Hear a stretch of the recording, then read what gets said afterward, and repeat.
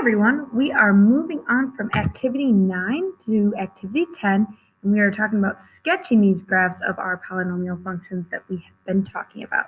So on page 131, we see a bunch of different polynomial functions given a through f. And without a graphing calculator, we want to determine for number 1, which could be the graph of this left graph that we see given here. Well, what we know from this picture is that the only possible graph that could represent this picture here, based on what we talked about in activity 9, is graph C, because this is an odd function because of that opposite end behavior.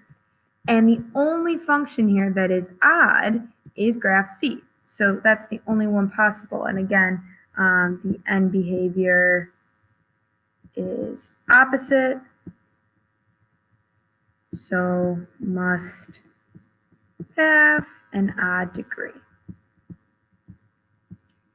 Now for the remaining graph though, we have a lot more to choose from as our potential graph. So first and foremost, because of that graph's end behavior being positive, we can eliminate graph B and graph E because it's opening upward. So we know our graph opens up, so that means that we have to have a positive leading coefficient. So it definitely can't be B or E.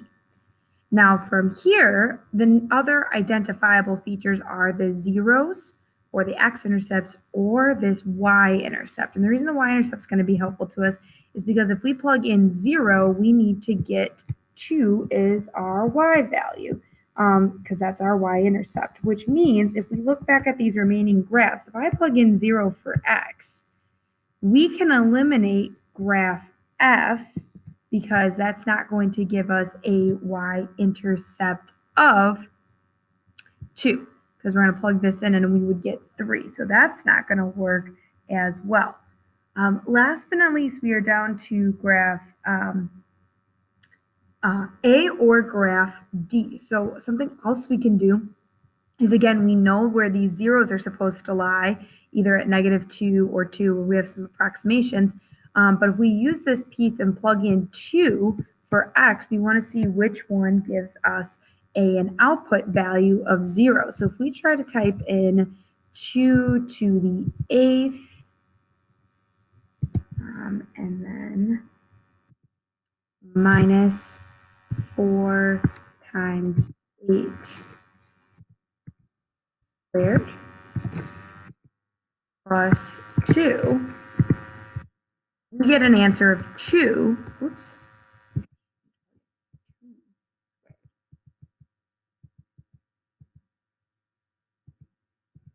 We get an answer of 242, which is not the 0 that we need it to be, unlike part D, where our graph was x, aka 2 to the 4th, and then minus 4.5, 2 squared, and then plus 2. Give us that output value of 0 that we wanted. So we were able to eliminate graph A and choose our final answer of graph D, equation D, as our final answer. So again, we used the fact where it opens, what the y-intercept is, and we used the fact we had zeros at 2, 0, and -2, 0, as well as these other not quite as nice to find points to plug in to see if we could get the correct output values as well. Okay. Now, moving on then to page 132, we also want to talk about being able to sketch these graphs. Okay, so if we have a graph of just x plus 3, that means we have a graph with a y-intercept at 3, and our slope is 1 over 1. So rise 1, run 1, or go down 1, to the left 1. So we can kind of just sketch this graph. We know this polynomial is a line. Okay. In graph B, we are basically given here 2 different zeros, 1, 2, 3, 4, -5, and 1, 2, 3, 4, +5, right? These are going to be our 2 zeros. And what this allows us to do is to graph those zeros. We know the end behavior of this is a quadratic, because if we factor this out, we'd have an x squared and it's positive. So we know this end behavior will go up. We also could plug in 0 for x and get a y-intercept of 0, negative 25. So way down here, again, if we're sketching our graph here, negative 25 would be a sketch here of this graph. That's all they're asking for, it's just a rough sketch. So we have this information to plot a couple key features. Again, you could plot some more points, but if they're just asking you to make some sketches, it doesn't have to necessarily be 100% perfect. Now, again, we have a couple more graphs given in C and D. So again, some key features here, we have some zeros that we can plot. So 1, 2, 3, negative 4, negative 1, and positive 4. This time we are going to have a cubic, right, an odd degree. Again, notice this leading coefficient will be positive, so we know that our end behavior towards positive infinity is positive, towards negative infinity is negative. Now, in between here, we don't necessarily know what the pieces are going to be without plotting some other points. But as long as we plot, for instance, again, if we plug in 0 for x, we end up with 4 times negative 4 times 1. So 0, negative 16, again, is a point on here. And that we could sketch down here at negative 16. And we can sketch that graph in to show that fact. Okay. Again, feel free to plot some extra points too, but if we're just sketching, we just want this basic shift. Last but not least, we have a quartic graph. And again, we have negative 2, 2, negative 1, and positive 1 as our 4 zeros.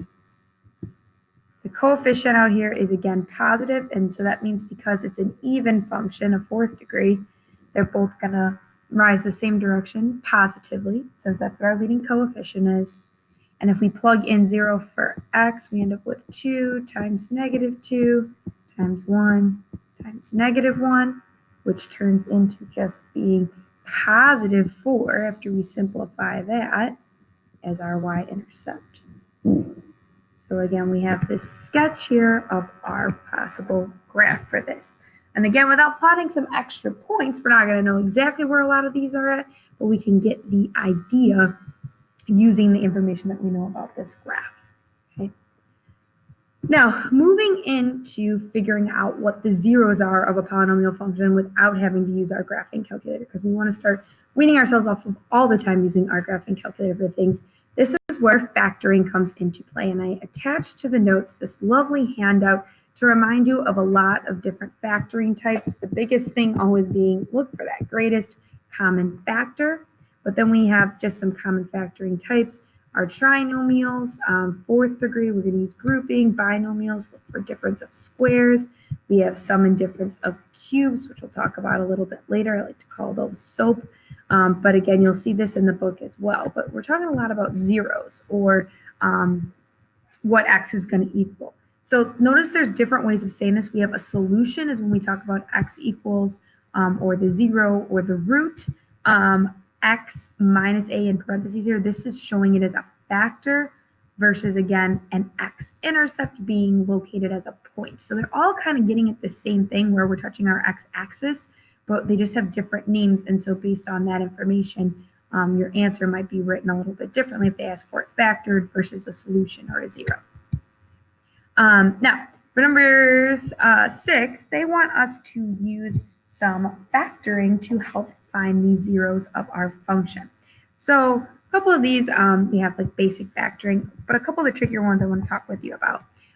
So we have for part B here, a little bit beyond a basic factoring problem because we don't have a coefficient of 1 on our squared term. So the process is kind of the same, but instead of saying just what is the C term, what is the A times C term, what can multiply to be A times C, add to be B. Okay.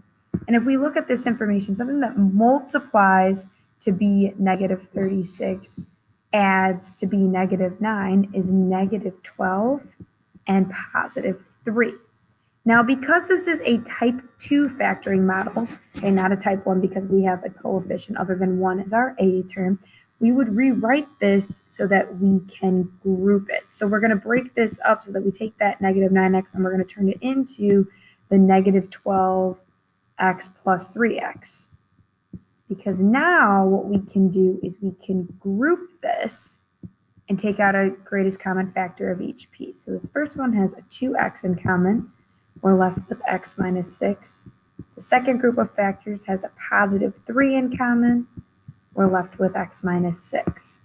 We know we will group this correctly if we get that same factor inside, which will become one of the factors. And then the leftover pieces become our other factor, 2x plus 3.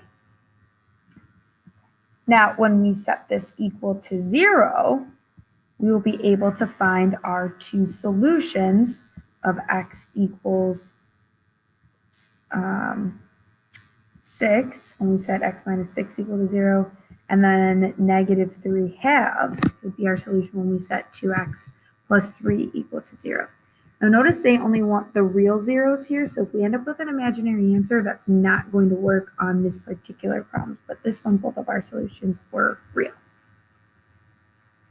Another type of factoring that you might see are the difference of two squares, and that's when you have a quadratic, and you're kind of missing that middle term and you have some subtraction. Now this one doesn't initially look like it's going to be difference of two squares, but if you factor out a squared term, kind of rearrange this, we end up with x squared minus 25, which has a factor of x plus 5 and an x minus 5, and when we set each piece equal to 0, we still just end up with negative 5, and 5 is our answer. So always look for the fact, is this a possible difference of two squares? If you're only factoring out a negative 1, you kind of don't have to worry about setting that equal to 0.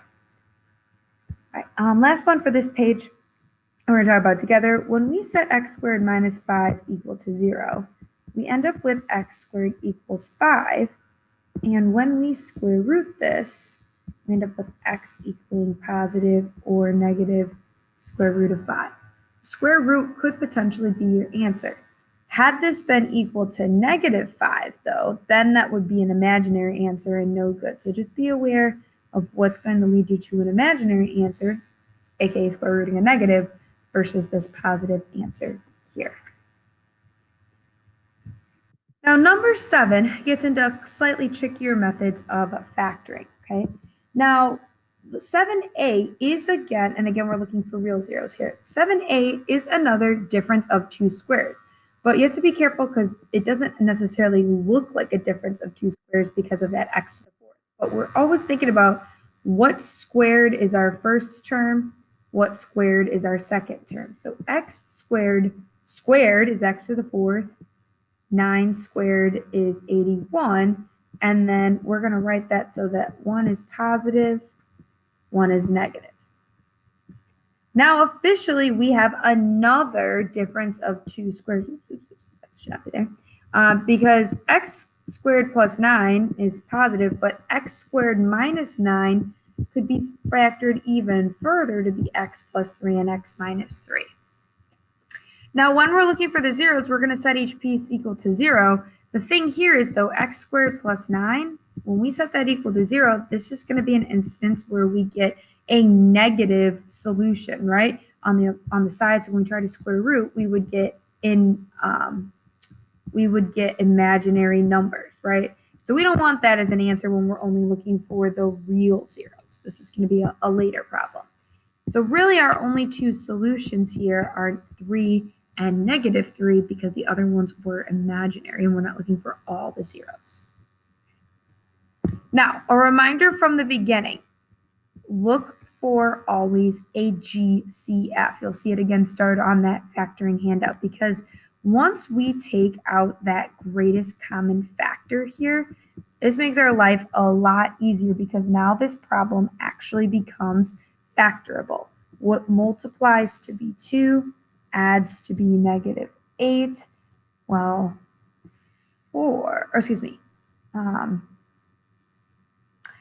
what multiplies to be negative 8, adds to be 2.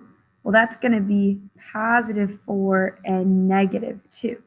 Now we still have this x out front, and unlike on the last set of problems where we only factored out a negative 1, when you factor out an x, this is officially another 0.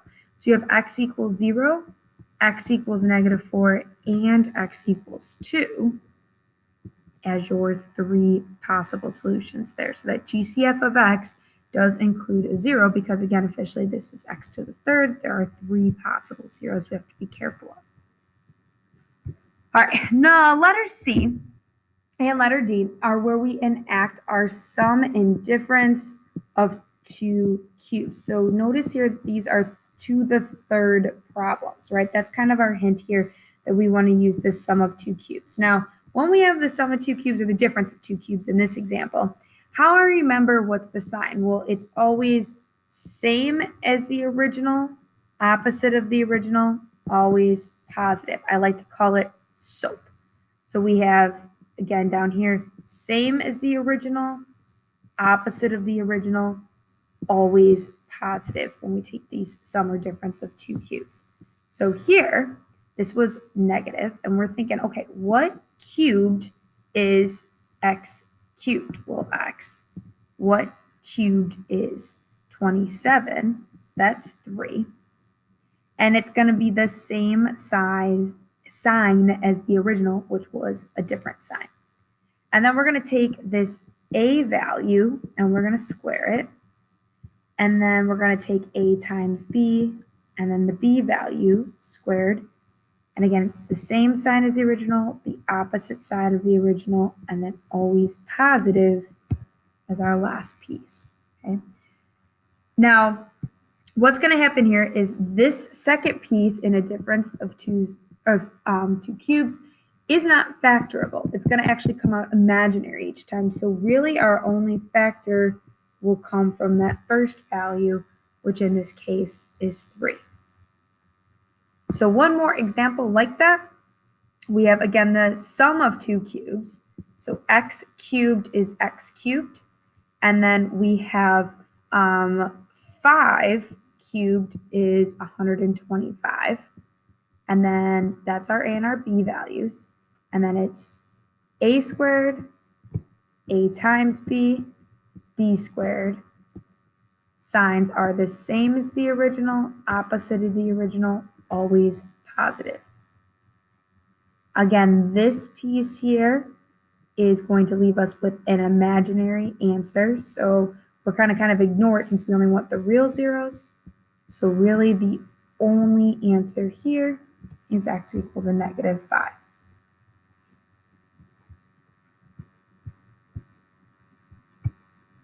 Okay. Number 9, if we have a polynomial function that could have the zeros of x equals negative 3, x equals negative 2, and x equals 1s, well, that means the factors would be the flipped signs of those, since when we set them equal to 0, they kind of change their sign.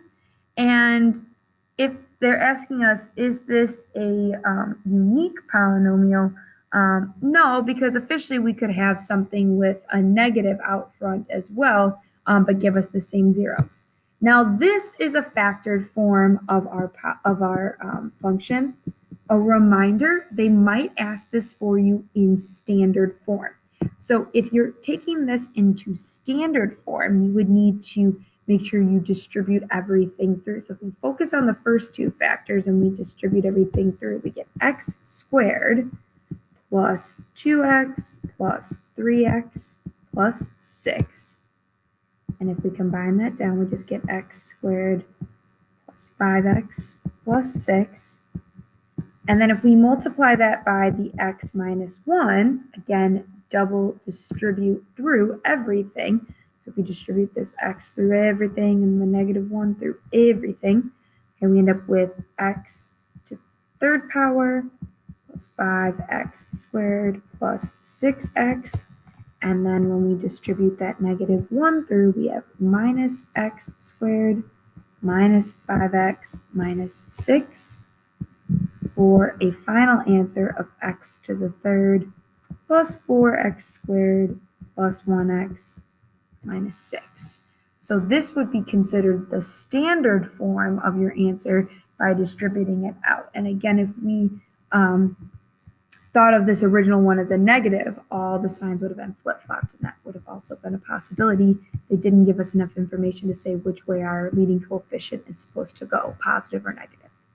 All right, also we have to worry about polynomial functions if they shift. A reminder, if you're shifting your zeros 4 units to the left, you would be subtracting 4 from each of your zeros, so they would end up then at -1 and -5. So a reminder, horizontal transformations will move your zeros left and right. A vertical transformation is going to do a lot more than that, because it might even make our transformed polynomial not have any zeros. But for horizontal ones, we just have to be careful of how many units are we moving right and left. All right, finally getting towards the end of this. All right, based on the fundamental theorem of algebra, again, we were looking for the real zeros before, but we know that they're going to have n number of complex zeros, aka the degree of the polynomial is going to be the total real zeros and complex zeros. So for the example they gave us in the book, they had a factoring by grouping situation. And this time when they set them equal to 0, they also wanted to include the complex zeros, not only the real zeros. So when we talk about the number of zeros, again, this is going to now, if we want all of the zeros, it's going to include real and complex. Okay, so last couple of examples on the final page. Let's talk about letter A first. Since we have 4 terms here, a cubic, chances are this is going to be a grouping situation. Okay, so let's start here by looking to take out greatest common factors. And in both of these, there is a greatest common factor involved that leaves us with 3x minus 2 as a factor and a second factor of x squared plus 4. Now this time, because we're finding all of the zeros of this function, not only is x equals 2/3 going to be a 0 here, but we also have to take into consideration that we now can set the x squared plus 4 equal to 0, and it's going to give us a complex answer because of this negative. So square root of 4 is plus or minus 2, but because it was negative, it now gets an I. So officially, we have the 3 zeros here. We have 1 real 0 plus 2 complex zeros, positive 2i and negative 2i. Now, another one I want to talk about here is letter C. Letter C begins with a greatest common factor involved. Okay, so we have x squared minus x minus 20, which when factored leaves us with x minus 5 and x plus 4.